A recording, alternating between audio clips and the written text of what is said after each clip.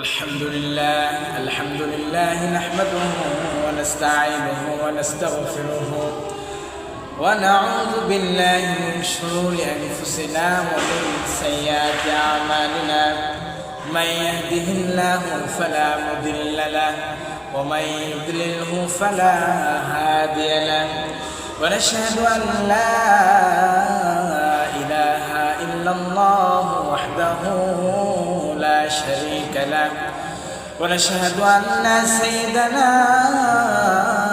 ومولانا محمدا عبده ورسوله فقد قال الله تعالى في كلامه المجيد وفي فرقانه الحميد أعوذ بالله من الشيطان الرجيم بسم الله الرحمن الرحيم يا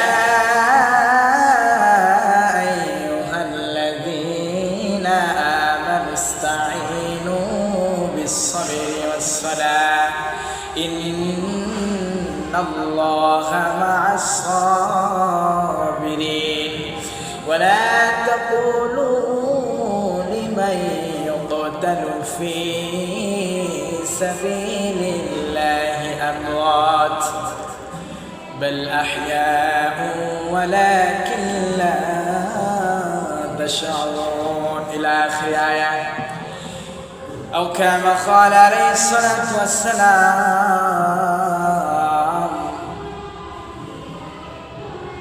إياكم والحسد فإن الحسد يأكل الحسنات كما تأكل النار الحطب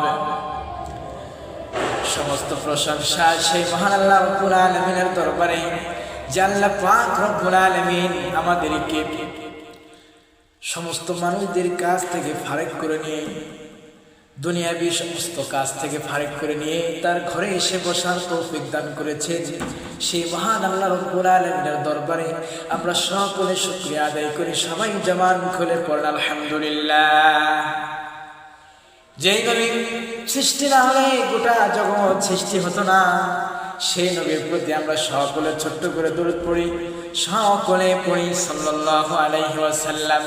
প্রিয় বন্ধুগণ আমার, আপনাদের শুরুতেই শুকরিয়া আদায় করলেন। অনেকের মনে জাগতে পারে শুকরিয়া আদায় করার ফলে আমাদের কি ফল হবে, কি সওয়াব হবে।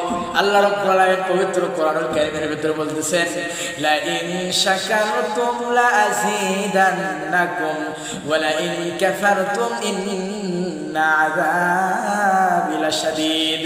আমি যে বান্দাদেরকে নিয়ামত দান করেছি, যাদেরকে আমি আমার নিয়ামত দান করেছি, সেই বান্দারা যদি নিয়ামত পাওয়ার পরে শুকরিয়া আদায় করে, আমি রব্বুল আলামিন বলে দিলাম, লা ইন শাকারতুম লা আযীদান্নাকুম ওয়া লা ইন কাফারতুম ইন্না আযাবি লাশাদীদ।